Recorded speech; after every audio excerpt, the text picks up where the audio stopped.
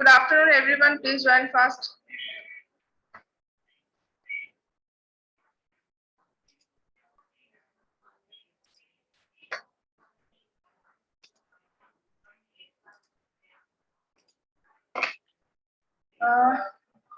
रुपेश सबको ज्वाइन करने बोलो.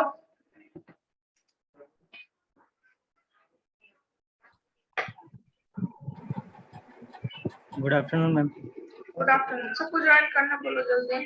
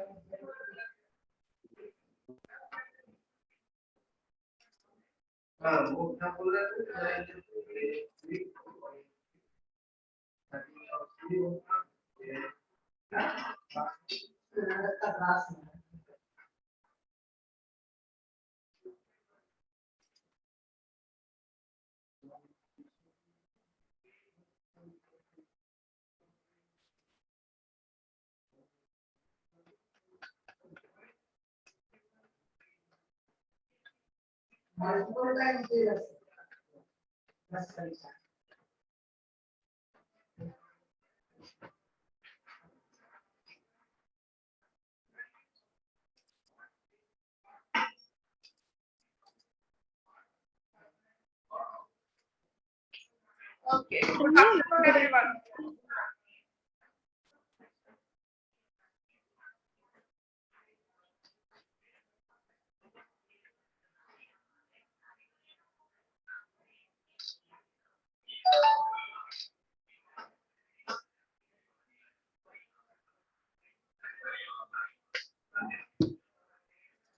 Okay. अच्छा, excellent.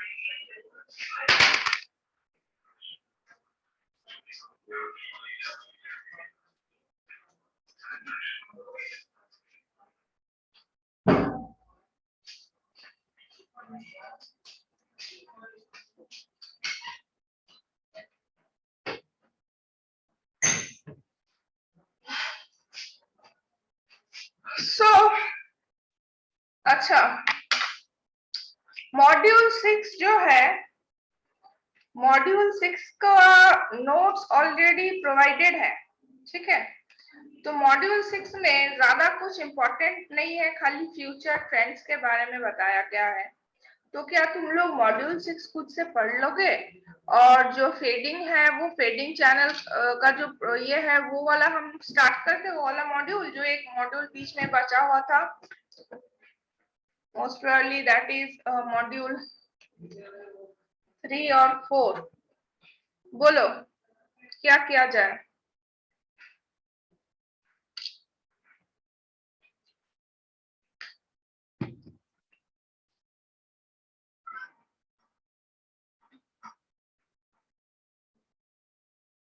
बोलो क्या किया जाए? मैम ये वाला स्टार्ट कीजिए मैम. कौन सा वाला? बोलो. जो मैम बचा हुआ है, फेडिंग चैनल्स, वो वाला स्टार्ट करें तो ठीक है. तो इसमें फ्यूचर ट्रेंड्स जो भी है, इसमें ज्यादा कुछ है नहीं. 3-4 जो भी नोट्स है इसके रिलेटेड टॉपिक का नोट्स ऑलरेडी मेरा दिया हुआ है. ठीक है, तो नोट्स दिया हुआ है तो तुम लोग उसको पढ़ लेना. आई थिंक उसमें कोई कॉम्प्लिकेशन नहीं होगा, क्योंकि खाली कौन से जनरेशन का इंटरनेट में क्या स्पीड है, क्या है, नहीं है, खाली वही सब दिया हुआ है. तो ये सब पढ़ लेने से तुम लोग को हो जाएगा. तो आज हम लोग स्टार्ट करते हैं module 3, that is digital communication through fading multipath channels. ठीक है. अच्छा,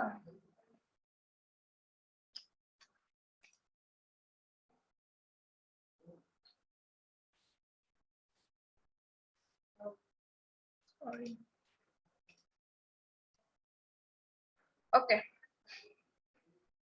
तो फेडिंग चैनल, अच्छा स्क्रीन दिख रहा है, ये नोट्स दिख रहा है सभी को?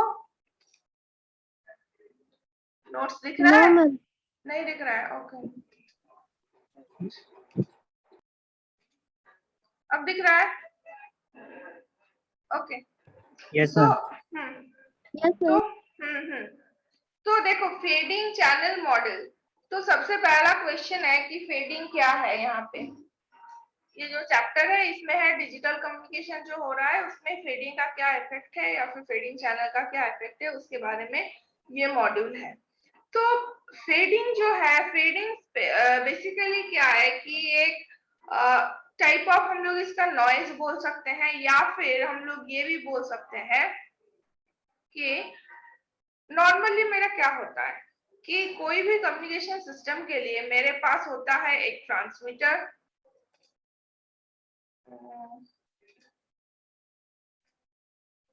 कोई भी कम्युनिकेशन सिस्टम के लिए मेरा पास क्या होता है, एक ट्रांसमीटर होता है और एक साइड में एक रिसीवर होता है, ठीक है। और ट्रांसमीटर और रिसीवर के बीच में जो चीज रहता है दैट इज चैनल, है कि नहीं। और ये चैनल के थ्रू क्या होता है, ट्रांसमीटर से रिसीवर में कम्युनिकेशन जो है वो कम्युनिकेशन एस्टेब्लिश होता है। और उसके लिए क्या होता है कि मेरा जो वेव है, जब ट्रांसमीटर कोई भी वेव को ट्रांसमिट करती है और रिसीवर उस वेव को रिसीव करती है, तो ये जो प्रोपगेशन ऑफ वेव है, जो ये वेव ट्रांसमीटर एंड से रिसीवर एंड तक पहुंचता है, ये कैसे पहुंचता है, चैनल के थ्रू प्रोपगेट करके या फिर चैनल के थ्रू वो ट्रेवल करके तब जाके वो पहुंचता है रिसीवर में। तो ड्यूरिंग दिस प्रोपगेशन, चैनल के थ्रू जब ये प्रोपगेट करता है कोई भी वेव, तो during this propagation what happens कि नॉइज का इंट्रोडक्शन होता है कोई भी वेव में। जब भी वो चैनल के थ्रू प्रोपगेट करता है from one end to another end, तब क्या होता है कि नॉइज का इंट्रोडक्शन होता है। तो जब ये नॉइज का इंट्रोडक्शन होता है, इन दैट केस क्या होता है कि various types of noise are there. हम लोग जब कम्युनिकेशन पढ़ रहे थे तो अब भी हम लोग इस पे देखें तो specially in the wireless communication system में जब वेव प्रोपगेट होता है तो अब थोड़ा हम लोग को जियोग्राफिकल टोपोग्राफी के बारे में सोचना पड़ेगा कि अगर वायरलेस कम्युनिकेशन है तो जो ट्रांसमीटर और रिसीवर के बीच में जो लिंक एस्टैब्लिश होगा वो ऑलवेज क्या होगा, एक रेडियो वेव लिंक एस्टैब्लिश होगा, रेडियो लिंक या फिर वायरलेस लिंक एस्टैब्लिश होगा। तो ये जो वायरलेस लिंक एस्टैब्लिश हो रहा है, अगर मोबाइल कम्युनिकेशन का सिनेरियो हम लोग देखेंगे तो क्या है, यहाँ पे मेरा जो चैनल है या फिर जो मेरा वायरलेस लिंक एस्टैब्लिश हो रहा है, तो उसमें क्या होगा, बहुत सारा ऑब्स्ट्रक्शन आने का चांसेस बहुत ज्यादा है। क्योंकि वायरलेस लिंक के लिए हम लोग को क्या पता है कि वायरलेस लिंक में प्रॉपरली चैनल को या फिर प्रॉपरली लिंक को एस्टैब्लिश होने के लिए एक क्लियर लाइन ऑफ साइट का जरूरत पड़ता है। लाइन ऑफ साइट मीन्स ये जो ट्रांसमीटर और ये जो रिसीवर है, ये ट्रांसमीटर और रिसीविंग एंटीना के बीच का जो जगह होगा वो खाली होना चाहिए, उसपे कोई ऑब्स्ट्रकल नहीं आना चाहिए। तो और वो लाइन ऑफ साइट जो है वो एकदम स्ट्रेट लाइन पे होना चाहिए। मतलब हम साइट, लाइन ऑफ साइट क्यों बोलते हैं, मतलब ट्रांसमीटर में खड़े होके हम अगर रिसीवर को देखें तो मेरा रिसीवर दिखना चाहिए, इसीलिए इसको बोला जाता है लाइन ऑफ साइट, ठीक है। तो ये जो लाइन ऑफ साइट है ये क्लियर होना चाहिए, इसमें कोई ऑब्स्ट्रक्शन नहीं रहना चाहिए। लेकिन क्या है कि specially in the hilly region sometime, और तुम्हारा जो बहुत क्राउडेड अगर सिटीज के बारे में हम लोग देखें तो वहां पे क्या हो जाता है कि line of site maximum cases में हम लोग को क्लियर नहीं मिलता है।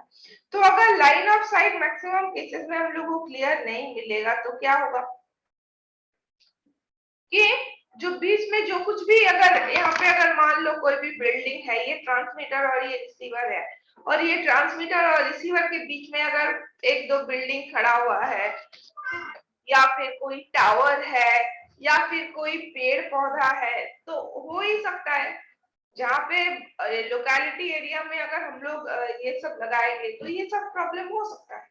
तो उसके लिए क्या होगा कि वो पर्टिकुलर जो कुछ भी ऑब्स्ट्रक्शन एलिमेंट रहेगा, उस ऑब्स्ट्रक्शन एलिमेंट में मेरा क्या होगा, जो हम ट्रांसमिटिंग वेव जो छोड़ेंगे, अगर मेरे पास एक तो एक सा वेव जो है वो एक साइड से जा रहा है, अब यहाँ पे बाई चांस मान लो एक तो पेड़ आ गया यहाँ पे एक तो पेड़ आ गया, एकदम स्ट्रेट लाइन पे नहीं मान लो। और हम लोग क्या बोलते हैं कि वो ट्रांसमीटर का ट्रांसमिशन जो पैटर्न होता है एंटेना का, वो कुछ इस तरीके से होता है। मीन्स खाली स्ट्रेट लाइन में नहीं होता है, साइड लोब में भी आता है। अब मान लो यहाँ पे रिसीविंग एंटेना है, रिसीविंग एंटेना का भी जो लोब्स रहेगा या फिर जो ये रहेगा वो कुछ इस तरीके से रहेगा। तो इस जगह से जितने सारे वेव्स फ्लो कर रहे हैं या फिर जितने सारे वेव प्रोपागेट हो रहे हैं, सारा क्या होगा, ये रिसीविंग एंटेना पे हम लोग कलेक्ट करेंगे। लेकिन मान लो बाई चांस यहाँ पे अचानक से एक तो पेड़ आ गया, यहाँ पे एक तो टावर आ गया, यहाँ पे एक तो बिल्डिंग आ गया, कुछ भी आ सकता है। तो उस केस में क्या होगा, उस केस में क्या होगा कि ये जो पर्टिकुलर ये जो एलिमेंट्स आ गए हैं बीच में, वो सारा एलिमेंट्स आ जाने के कारण क्या हो जाएगा, यहाँ पे जो पर्टिकुलर वेव इस पे टकराएगा वो या तो वापस चला जाएगा या फिर जिस एंगल से वो टकराता है उस एंगल से वो दूसरे साइड में डाइवर्ट हो सकता है कि नहीं। तो ये जो प्रोपगेशन, ये जो प्रॉपर्टी है या फिर ये जो फेनोमेना है, इस फेनोमेना को हम लोग क्या बोलते हैं, मल्टी पाथ प्रोपगेशन। मतलब जो एक ही पाथ में वो जाना चाहिए, समटाइम्स क्या हो जाता है कि मेरा जो वेव्स है, जो मेरा ट्रैवलिंग या फिर प्रोपगेटिंग वेव्स है, वो स्कैटर्ड हो जाता है, फैल जाता है। अगर एक पर्टिकुलर डायरेक्शन में हम लोग उसको और डायरेक्शन में उसको हम लोग ये किया है, उसको भेजे हैं, तो वो क्या होता है, स्कैटर्ड हो जाता है। तो ये जो मल्टीपल प्रोपगेशन है या फिर ये, और उसमें क्या होता है कि एक वेव का बहुत सारा पाथ जनरेट हो जाता है। कोई वेव या फिर मान लो कि सारे वेव्स को हम लोग इसी डायरेक्शन में भेजे हुए हैं, लेकिन कुछ कुछ वेव इधर धक्का खाया, यहाँ पे एक बिल्डिंग है, फिर उस बिल्डिंग से कुछ और बिल्डिंग में धक्का खाया, फिर ऐसे करते करते मान लो घूम घाम के फिर से आया। तो क्या है, एक स्ट्रेट लाइन वाला पाथ हो गया, एक इधर से घूमता हुआ पाथ हो गया, मान लो एक और भी इधर से घूमता हुआ ऐसे ऐसे करते हुए पाथ हो गया। तो तब उस कंडीशन में मेरा क्या हो जाता है कि एक wave various kinds of path में आता है।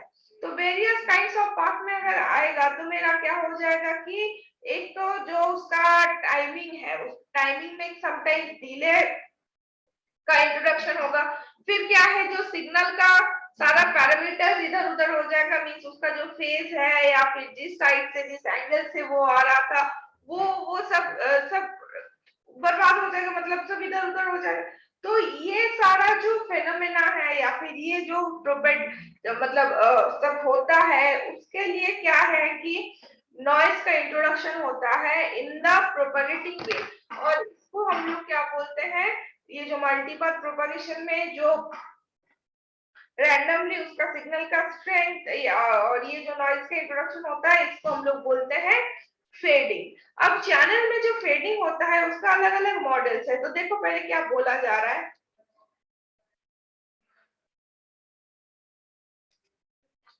the signal propagation from transmitter end experiences multipath, either reflecting or diffracting from the man-made structures or hilly terrain, causes loss in the strength towards the reception end, and such phenomena is known as multipath propagation।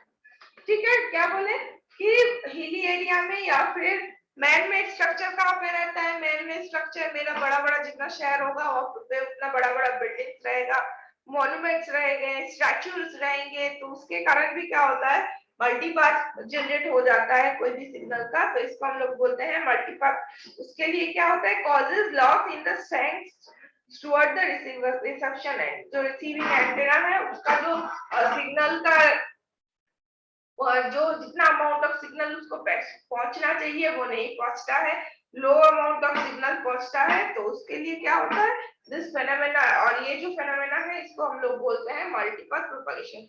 And multipath propagation leads to multipath fading which exhibits randomness in the received signal strength, phase of the signal and the angle of the arrival। तो ये जो multiple propagation है उसके लिए जो loss होता है, मतलब क्या होता है, सिग्नल का जो फेड होना, मतलब क्या हो जाता है, मतलब उसका डिस्कलर हो जाना, कोई भी कलर फेड हो गया है, मींस क्या है, उसका कलर का जो इंटेंसिटी था या फिर उस कलर का जितना ब्राइटनेस था वो अभी नहीं रहा, वो फेल हो गया है। तो सेम टाइम सेम उसी के हिसाब से जो फेडिंग है, मल्टीपल फेडिंग जो हम लोग बोलेंगे, मल्टीपाथ फेडिंग मेरा क्या है, मल्टीपाथ फेडिंग में सिग्नल का जो ओरिजिनल स्ट्रेंथ था, जो भी सारा पैरामीटर्स था, जो कि हम लोग का ओरिजिनली उसको मतलब मॉड्यूलेशन करने के बाद हम लोग भेजे थे, वो क्या हो जाता है, चेंज हो जाता है। ठीक है, तो उसके लिए क्या होता है, सिग्नल जो हम लोग रिसीव करते हैं द रिसीवर एंड, उसमें मल्टीपाथ आने के कारण क्या होता है, उसका सिग्नल का जो स्ट्रेंथ है उसमें वेरिएशन आ जाता है, या फिर रैंडमनेस, मतलब हर एक टाइम इंस्टेंस में अलग अलग स्ट्रेंथ का सिग्नल आएगा, क्योंकि अलग अलग पाथ से घूम के आ रहा है। तो जितना पोर्शन ऑफ सिग्नल अलग अलग पाथ से गया है, तो उतना ही पोर्शन ऑफ सिग्नल क्या होगा, अलग अलग पाथ से रिसीव भी होगा। उसका फेज एंगल चेंज होता है, phase of the signal obviously अलग अलग साइड से आएगा तो उसका फेज चेंज हो जाएगा, क्योंकि उसको उतना बार वो किसी बिल्डिंग के साथ या फिर कोई भी स्ट्रक्चर के साथ या फिर हिली टेरेन के साथ वो टकराया है। तो इसके लिए क्या होगा, उसका फेज में भी सर्टेन अमाउंट ऑफ चेंजेस आएंगे। And angle of arrival, AOA, जिसको हम लोग बोलेंगे एंगल ऑफ अराइवल, ऑब्वियसली इतना बार वो टकराएगा दूसरा कोई भी स्ट्रक्चर से या फिर कोई भी एलिमेंट से, तो क्या होगा, उसका जितना एंगल में वो प्रॉपर्ली आना चाहिए था वो नहीं आएगा। So in this chapter various types of fadings के बारे में हम लोग पढ़ेंगे, और उसका जितना सारा मॉडल्स है उसके बारे में हम लोग पढ़ेंगे।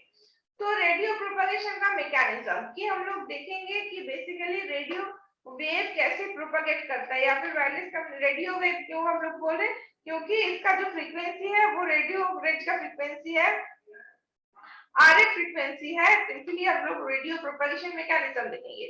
So basically radio propagation in wireless communication rely on three mechanism. Basically तीन चीज होता है, first one is reflection, second one is diffraction and third one is shadowing। ठीक है, बेसिकली ये तीन मैकेनिज्म यूज होता है। तो देखो first one is reflection. Reflection क्या है, अगर नॉर्मल लाइट में भी हम लोग पढ़ चुके हैं कि जो भी एंगल ऑफ इंसिडेंट होता है सेम एंगल में वो रिफ्लेक्ट कर जाते हैं, मतलब एंगल ऑफ इंसिडेंट और एंगल ऑफ डिपार्चर जो है वो दोनों सेम हो जाता है। तो देखो first one is reflection which exhibit either constructive or destructive interference near the receiver side as the signal impinges on an obstructable large frictionless surface, may be a human-made structure on its way or it is reflected back। तो ये जो reflection होता है, reflection में basically क्या होगा कि मेरा जो पाथ है, सिग्नल का जो पाथ है, तो सिग्नल का प्रोपगेशन का जो पाथ है, उस पाथ में अगर बीच में कोई भी ऑब्स्ट्रक्शन आ जाता है, वो ऑब्स्ट्रक्शन किसी भी टाइप का हो सकता है, मैनमेड स्ट्रक्चर भी हो सकता है और नेचुरल स्ट्रक्चर्स भी हो सकते हैं। तो उससे क्या होता है कि जिस एंगल से वो पड़ा था, उस मतलब कोई भी पॉइंट के ऊपर कोई भी सिग्नल रिफ्लेक्शन में क्या होता है कि अगर वो ऐसा एक सरफेस है जो कि फ्रिक्शनलेस सरफेस है, जितना उसमें फ्रिक्शन रहेगा, फ्रिक्शन होने पे क्या है, उसमें अब्जॉर्प्शन होने का चांसेस रहेगा या फिर लॉस होने का चांसेस रहेगा। तो जितना भी फ्रिक्शनलेस सरफेस रहेगा उस पे हम लोग बोल सकते हैं कि उसमें रिफ्लेक्शन उतना बेटर वे में होता है। तो फॉर द ऑब्स्ट्रक्शंस, अगर मेरा जो लार्ज फ्रिक्शनलेस सरफेस इस बीच में अगर आ जाता है तो मेरा क्या होगा, जिस एंगल से वो सिग्नल उस सरफेस के ऊपर पड़ा है उसी एंगल से उसके ऊपर से रिफ्लेक्ट कर जाएगा। तो उससे क्या हो सकता है, ये जो रिफ्लेक्शन है वो दो टाइप का हो सकता है, इट मे बी कंस्ट्रक्टिव और इट मे बी डिस्ट्रक्टिव। तो अगर मान लो कि एकदम 180 डिग्री 90 डिग्री के एंगल से वो अगर सिग्नल कोई भी सरफेस पे पड़ा होगा तो वो क्या है, सेम डिग्री से निकल जाएगा, मींस जिस वे में आया था उसी वे में वो वापस चला जाएगा।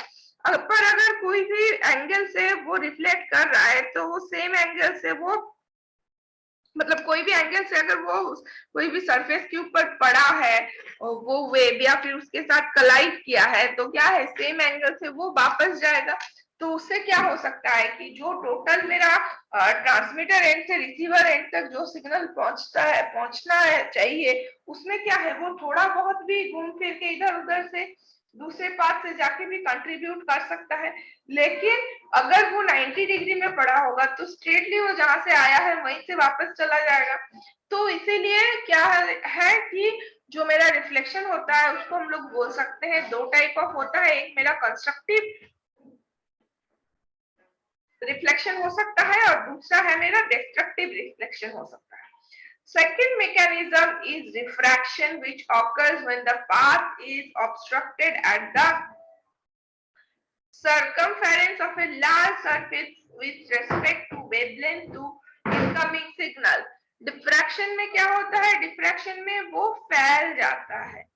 तो उससे क्या होता है? Another name for this mechanism is shadowing. मतलब अगर मतलब क्या है, पूरा एक जगह जो है, पूरा जगह मिला के वो एक उसका एक शैडो बन जाता है। मतलब वो क्या है, फैल जाता है। मतलब अगर लाइट के हिसाब से अगर हम लोग देखेंगे तो लाइट एक पर्टिकुलर जगह में पड़ेगा और एक है कि वो फैल गया तो उसका, या फिर कोई बीच में ऑब्स्ट्रक्शन आ गया तो वो जो फैल गया और बड़ा जगह में उसका ये पड़ा तो वो क्या हो गया, शैडोइंग इफेक्ट हो गया। And third one is scattering, ठीक है। And one more mechanism is scattering, which occurs when the signals strike the edges of the human made structure, causing the signal energy to get propagated in many different direction. तो देखो यहाँ पे तीनों दिया हुआ है, जो रेड लाइन दिया है दैट इज द स्कैटरिंग, ठीक है। अब मान लो ये दोनों, ये एक ट्रांसमीटर है, ये एक रिसीवर है। जो ब्लैक कार है उस पे जो बैठा हुआ है वो ग्रीन कार का जो पर्सन है उसको कॉल करना चाहता है। तो उस कंडीशन में क्या है कि जो सिग्नल है, मतलब ब्लैक कार से जो भी सिग्नल निकला हुआ है, जो ट्रांसमिट हो रहा है उसका हैंडसेट से, वो फाइनली कौन से एंड पे जाके पहुंचेगा, वो भाया उसका जो तुम्हारा जो बीटीएस है उसके थ्रू पूरा ट्रेवल करके वो जो मेरा ग्रीन कार है उसका जो पर्सन है उसका मोबाइल हैंडसेट में जाके पहुंचेगा। तो वहां पे क्या है, तीनों टाइप हो सकता है। अगर एजेस में लगा है तो एजेस में जिस एंगल से लगा है उससे क्या होगा, वो डिफ्रैक्ट करके स्कैटर्ड होके आएगा, तो ये हो गया स्कैटरिंग का पाथ। अगर रिफ्लेक्शन है तो रिफ्लेक्शन कुछ इस तरीके से आएगा, पहले यहाँ पे देखो रिफ्लेक्ट किया है, फिर यहाँ पे रिफ्लेक्ट किया है। अब मान लो ये जो कार का जो ग्रीन लाइन हम लोग को दिख रहा है, मींस ये जो कार है इसका अगर डिफ्रैक्शन कुछ इस, रिफ्लेक्शन अगर कुछ इस तरीके से होता डायरेक्ट, तो अगर इस तरीके से होता तो वो क्या है, ये सेम पाथ से फिर से रिटर्न हो जाता, तो वो मेरा किस टाइप का रिफ्लेक्शन होता, वो डिस्ट्रक्टिव रिफ्लेक्शन होता। और यहाँ पे क्या है, ये कंस्ट्रक्टिव रिफ्लेक्शन है। तो देखो ये जो ग्रीन लाइन है ये एक बार यहाँ पे टकराया है, इस पॉइंट पे टकराने के बाद, फिर इस पॉइंट पे टकराने के बाद फिर यहाँ पे जाके इसके पास पहुंचा है। तो हम लोग देख सकते हैं कि यहाँ पे एक कॉम्पोनेंट जो है वो उसका उसमें कंट्रीब्यूशन किया हुआ है। और जो शैडोइंग है, शैडोइंग मतलब यहाँ पे जो ये बिल्डिंग है, बिल्डिंग में आने के कारण यहाँ पे सम अमाउंट ब्लॉक हो गया है, तो ये बिल्डिंग का जितना शैडो पोर्शन रहेगा उस शैडो पोर्शन में कोई भी रहेगा तो उसको सिग्नल नहीं मिलेगा, तो दैट इज शैडोइंग और diffraction. Okay, so fading is categorized mainly into two broad stages, fading in large scale and fading in small scale। तो ये जो तीनों प्रोपगेशन का जो मैकेनिज्म है, तीनों जो मैकेनिज्म है या फिर तीनों जो टाइप्स ऑफ मैकेनिज्म है, ये क्या है, कॉजेज ऑफ फेडिंग। फेडिंग क्यों होता है, due to these three phenomena क्या होता है कि फेडिंग का इंट्रोडक्शन होता है। अब फेडिंग दो टाइप से हो सकता है, एक मेरा है स्मॉल स्केल फेडिंग और दूसरा है large scale fading. When mobile unit moves far away from the base station, the received signal experience signal variation due to mobile unit is shadowed by hilly terrain, building, etc. and causes signal attenuation. Small scale fading is defined as a result of change in small distance experience and minor changes in the signal whereas the large number of reflective parts at the receiver modeled by the Rayleigh distribution. तो small scale fading में मेरा क्या होता है, जहां पे basically क्या है कि ऑल्दो जो मतलब एग्जांपल हम लोग थोड़ा देर पहले दिए, उस एग्जांपल में हम लोग क्या शो किए कि जो मेरा फेडिंग हो रहा है या फिर जो मल्टीपथ प्रोपगेशन हो रहा है, उस मल्टीपथ प्रोपगेशन में दोनों पॉइंट्स को एंड यूजर को हम लोग दिखाएं। लेकिन बेसिकली क्या होता है, बेसिकली जो बेस स्टेशन होता है, उस बेस स्टेशन के साथ जो कनेक्टिविटी होता है वो किसका कनेक्टिविटी होता है, बेस स्टेशन के साथ कनेक्टिविटी होता है उसका नियर बाय बीटीएस का। तो अगर नियर बाय बीटीएस का अगर कनेक्टिविटी होगा तो उस कंडीशन में हम लोग को क्या देखना पड़ेगा कि नियर बाय बीटीएस में जो कनेक्टिविटी रहेगा तो उसी का जो लाइन ऑफ साइट है, उस लाइन ऑफ साइट के बारे में हम लोग को ध्यान देना पड़ेगा। तो जो स्मॉल स्केल फेडिंग होता है, स्मॉल स्केल फेडिंग में बेसिकली यही चीज को हम लोग ध्यान देते हैं कि जब कभी भी कोई भी मोबाइल यूनिट अगर ट्रेवल कर रहा है या फिर मूव कर रहा है from one point two another point, तो कभी कभार ऐसा हो ही सकता है कि ड्यूरिंग दिस मूवमेंट मेरा क्या हो जाता है कि तुम्हारा जो ये ऑब्स्ट्रक्शंस है वो ऑब्स्ट्रक्शन बीच में आ जाता है, और उसके कारण क्या है कि उसका जो सिग्नल का मतलब रिसीव सिग्नल का जो पैरामीटर्स है, उस रिसीव सिग्नल के पैरामीटर में वेरिएशन आते रहता है। तो रिसीव सिग्नल का पैरामीटर में ये जो वेरिएशंस आने के कारण जो या फिर जिस पर्टिकुलर टाइप ऑफ फेडिंग का इंट्रोडक्शन होता है, those fadings are known as the small scale fadings. Okay, तो स्मॉल स्केल फेडिंग में क्या हो, मेनली जो है वो माइनर चेंजेस आर देयर, क्योंकि स्मॉल एरिया में वो ट्रैवल करता है। तो यहाँ पे जो इसका जो डिस्ट्रीब्यूशन होता है वो रैले डिस्ट्रीब्यूशन होता है, जो कि तुम लोग ओएफसी में पढ़ चुके हो आई थिंक, ठीक है। रैले डिस्ट्रीब्यूशन का ये तो सारा मेरा क्या है कि ये सारा उसका इक्वेशन है, थोड़ा तुम लोग देख लेना, zero order modified basis function, and these are the curves Rayleigh distribution का। ये सब ऑलरेडी तुम लोग ओएफसी में पढ़ चुके हो। नाउ फेडिंग चैनल का मॉडल्स, बहुत सारा मैथमेटिकल मॉडल्स है और जिसको यूज करके हम लोग फेडिंग चैनल में प्रोपगेशन होने के बाद भी कितना अमाउंट ऑफ सिग्नल्स हम लोग को मिलेगा, या फिर रेडियो लिंक का शेप कैसा रहेगा, या फिर रेडियो लिंक में कितना अमाउंट ऑफ हम लोग को सिग्नल देना पड़ेगा, ये सब चीज का कैलकुलेशन हम लोग कर सकते हैं।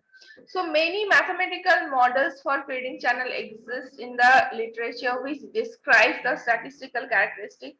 First one is Rayleigh distribution is one of the most important used to model the multipath propagation when the reflection and scattered wave received by the mobile unit. मतलब क्या है कि जो मेरा BTS है वो ट्रांसमिट कर रहा है, और जो मेरा movable mobile units है, these movable mobile units are the receiver, and the instantaneous received power as seen by a moving antenna become random as a result of wave cancellation and signal propagation is refracted paths by the mobile unit through ionosphere, ship-to-ship, marine, radio path link, etc. can be modeled by Rayleigh distribution. तो ये जो Raleigh distribution होता है, इसमें क्या होता है कि जो हम लोग सिग्नल को हम लोग रिसीव करते हैं उसमें क्या होता है, instantaneous receiver power are there. मतलब क्या है कि कोई भी पर्टिकुलर, क्योंकि अलग अलग मतलब बहुत जगह से वो रिफ्लेक्शन हो रहा है या फिर डिफ्रैक्शन हो रहा है, तो उसके कारण क्या है कि जो सिग्नल पहुंचता है जब रिसीवर तक, तो सिग्नल जब रिसीवर तक पहुंचता है तो वो हर एक जगह से टकरा के कहीं पे ऑब्स्ट्रक्ट खाली है तो उसको वापस जाके समटाइम्स क्या है वो शैडो एरिया में पड़ता है, तो तब उसमें वो ये नहीं कर सकता। तो जैसे जैसे वो मूव कर रहा है मेरा जो मोबाइल यूनिट है, या फिर जैसे मेरा जो रिसीवर यूनिट है, वो रिसीवर यूनिट जैसे जैसे मूव कर रहा है तो हर एक पर्टिकुलर इंस्टेंस में उसको अलग अलग वैल्यू का सिग्नल को रिसीव करने को मिलता है, ठीक है। रिसीव या फिर अलग अलग पावर का सिग्नल उसको रिसीव होता है, तो इसीलिए इसको क्या बोलते हैं, रिसीव इंस्टेंटेनियस रिसीव पावर, ठीक है। Moving antenna become random as a result of wave cancellation. और ये जो एंटेना है वो मूविंग एंटेना का जो नॉइज कैंसुलेशन है वो भी वहां पे होता है, और उसके लिए अलग अलग मतलब पाथ रहता है, क्योंकि वो नॉइज पार्ट को कैंसिल कर देता है। And signal propagation of refracted paths by mobile unit through ionosphere. और एक चीज होता है कि हम लोग का जो एटमॉस्फेरिक लेयर्स है, वो एटमॉस्फेरिक लेयर्स भी समटाइम क्या करते हैं कि उसको सिग्नल को रिफ्लेक्ट करते हैं। तो ये जो एटमॉस्फेरिक लेयर सिग्नल को रिफ्लेक्ट करता है, उसके कारण भी क्या होता है कि जो मेरा फेडिंग चैनल्स में या फिर जो फेडिंग में जो मल्टीपथ फेडिंग के कारण जो लॉसेस होता है वो भी इंट्रोडक्शन होता है at the receiver side.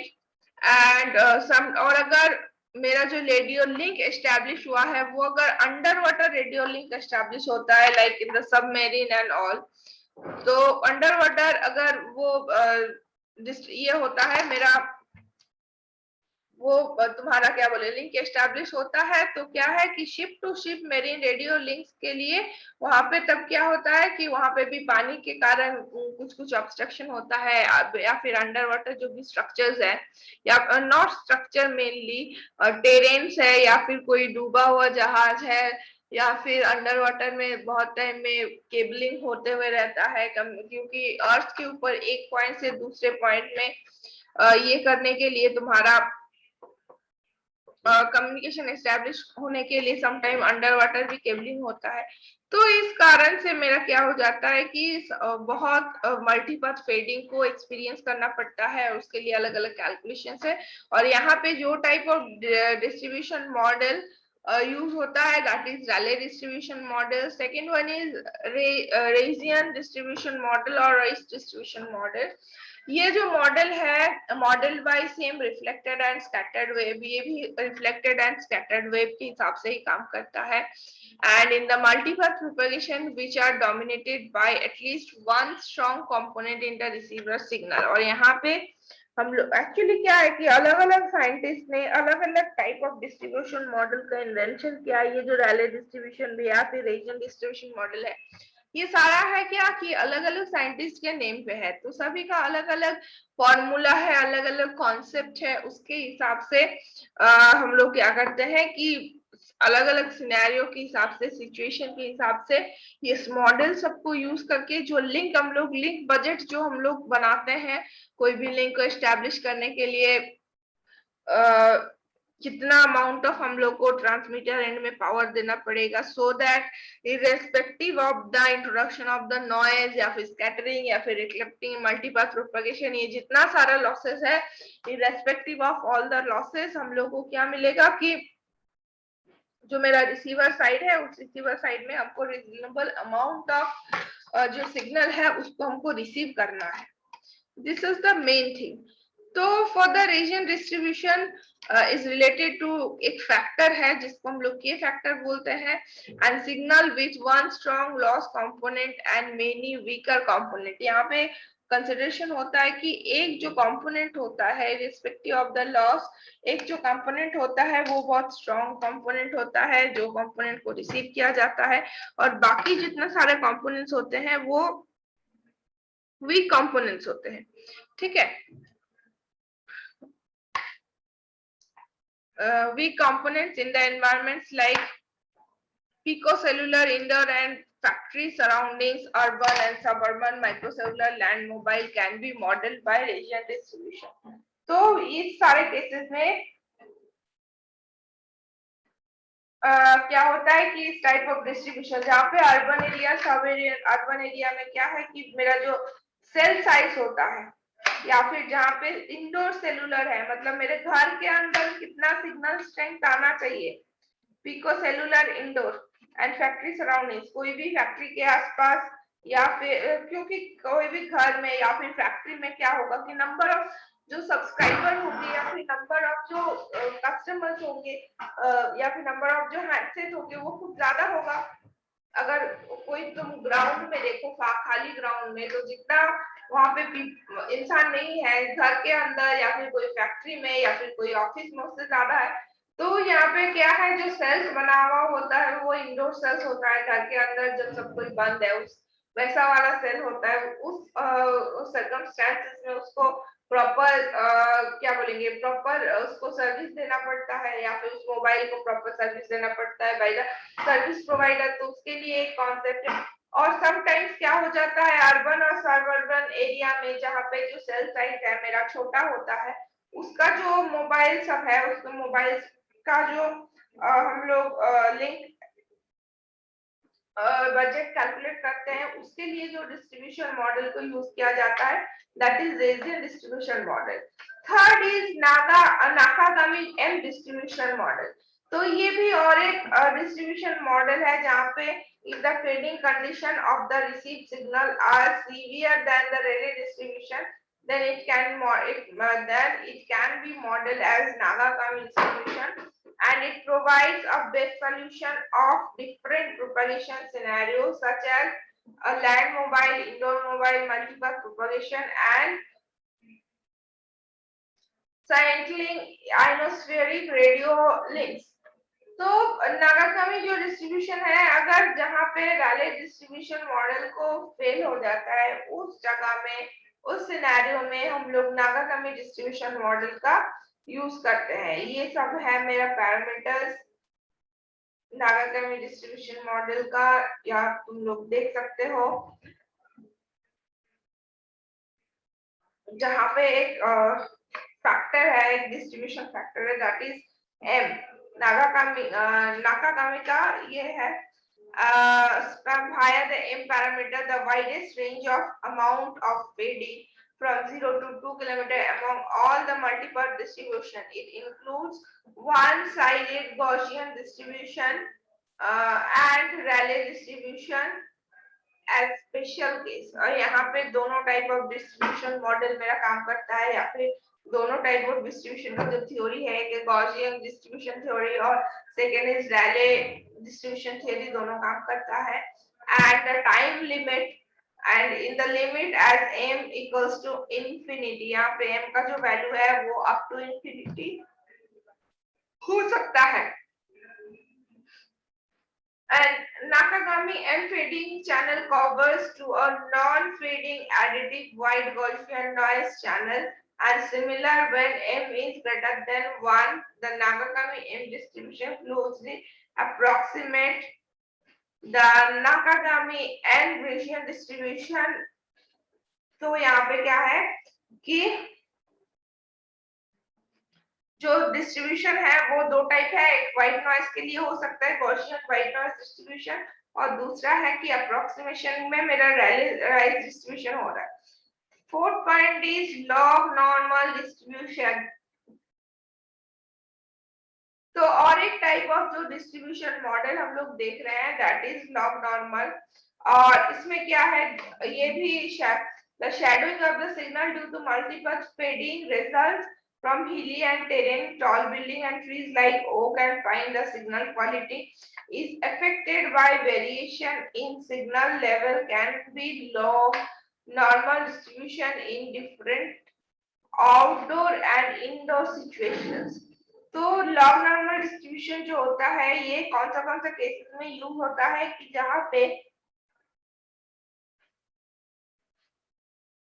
Outdoor और इंडोर दोनों टाइप ऑफ मतलब सिचुएशन जहाँ पे है, और क्या है कि टॉल बिल्डिंग्स में यहाँ पे शैडोइंग के कारण और मल्टीपाथ फेडिंग के कारण इस टाइप ऑफ डिस्ट्रीब्यूशन का मॉडल का यूज किया जाता है। Okay, now in terrestrial and the satellite land mobile system, the link quality is also affected by slow variation of mean signal level due to the shadowing from terrain, buildings and trees। तो obviously जो terrestrial satellite के साथ land में जो mobile है, जो satellite mobiles होते हैं, स्पेशली जो मोबाइल्स यूज करते हैं कौन, जो मेरा ये है जो पहाड़ में चढ़ने जाते हैं उन लोग यूज करते हैं। तो उस लोग के लिए क्या है कि वहां पे एक तो टेरेन एरिया होता है, और सैटेलाइट फोन अगर यूज करते हैं तो सैटेलाइट के थ्रू लैंड और मोबाइल के बीच में कम्युनिकेशन होता है। तो इस कंडीशन में क्या होता है कि शेडोइंग बिल्डिंग और ट्रीज के कारण जो शेडोइंग का इफेक्ट होता है वो बहुत ज्यादा रहता है। And communication system performance will depend on the shadowing. Only if the radio receiver is able to average out the fast multipath fading, or if an effective microdiversity system is used to eliminate the effect of the multipath. तो यहाँ पे अगर normalise किया जाता है तभी ये काम होता है इस टाइप ऑफ डिस्ट्रीब्यूशन में। अच्छा, जो नेक्स्ट डिस्ट्रीब्यूशन मॉडल है उसके बारे में हम लोग नेक्स्ट क्लास में डिस्कस करेंगे। जितना अभी तक पढ़ा है तुम लोग एक बार रीडिंग मार लेना, बुक्स में भी तुमको मिल जाएंगे और नोट्स तो मेरा दिया हुआ है ही। मॉड्यूल में अटेंडेंस सबको दे देना। और आज टाइम भी खत्म होने लगा है, कभी भी कर सकता है। So thank you.